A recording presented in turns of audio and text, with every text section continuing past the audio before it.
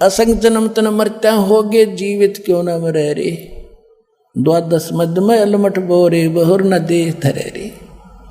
असंग जन्म तन मरत्या होगे, और एक बार जीवित मर के देखो।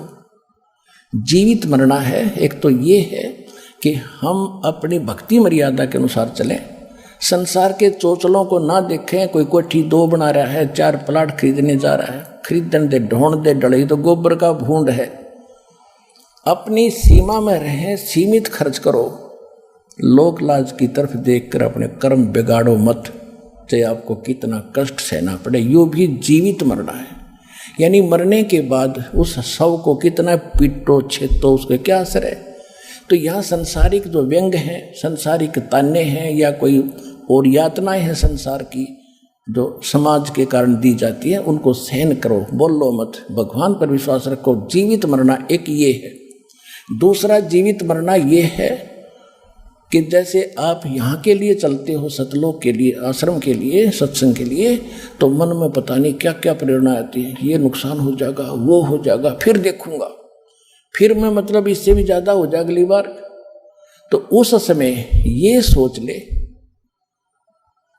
जैसे हम किसी कामवश रात्रि में भी नाइट सर्विस करके जाते हैं, फिर वापस आने की सोचते हैं। ऐसे एक व्यक्ति, घना जरूरी काम था, नाइट सर्विस से जाकर वापस आने की सोच कर गया था, फिर ये काम करूंगा नहीं तो बात बिगड़ जाएगी। वह नाइट सर्विस एक्सीडेंट होगी, उससे मर गया। वह स्पीड खींच रहा था, वह भी खत्म हुई, जीवन भी परमानेंट गया, और वो काम जितना अनिवार्य था, जिसको वापस आकर रात को ही आप वापस आकर के संभालना था, वो पड़ा का पड़ा रह गया। तो जब आप यहाँ वहाँ से चलो और ये मन बकवाद घटे, उस समय नो सोच ले मेरी मृत्यु हो जाए अब, तो फिर इसने कौन करेगा। जब तक आपकी बुद्धि यहाँ नहीं सेट होगी, आप सतलोक बस आश्रम बरवाला में नहीं आ सकते। काल ने इतनी बाधाएं बना रखी। और फिर आप देखियो, आप इसके नाम चल पड़ो। कहते मात पिता सुत स्त्री आलस बंधु काने, संत मिलन को जब चले ये अटकावे आने। इनका अटकाया अटके नहीं, और संत दर्श को जावे, कहे कबीर सो संत है भी आवागमन न सावे। ते मात पिता सुत स्त्री, छोटे बच्चों को माँ बाप बाधा करते जिनको ये ज्ञान नहीं, और किसी भक्त के को ये लगन लगी तो उसकी पत्नी को ज्ञान नहीं, वो पत्नी बाधा बनती है। किसी की पत्नी को ज्ञान हो गया तो पति दुश्मन बन बैठ जाए, लाठी लेकर बैठ जाएगा, नहीं जाएगी, वहां नहीं जान दूंगा। फिर आलस आलस, फिर देखेंगे इबकत, फिर देखेंगे गर्मी ज़्यादा है, सर्दी ज़्यादा है, ये बहाना और आलस।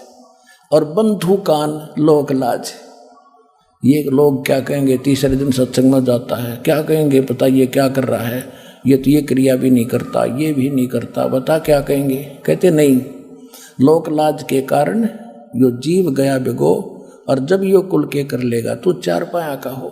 आज तो लोक लाज के कारण नहीं क्रिया करेगा, कल न गधा बन जाएगा। ये लोग के कुल के लोग तेरे को क्या बचाव करेंगे, मूर्ख है भले पुरुष।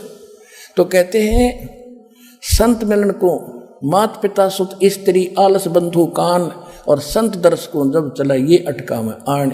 इनका अटकाया अटके नहीं, इनका डटा डटे नहीं, और संत दर्श को जाए, कहे कबीर सो संत है, उसका आवागमन न साए।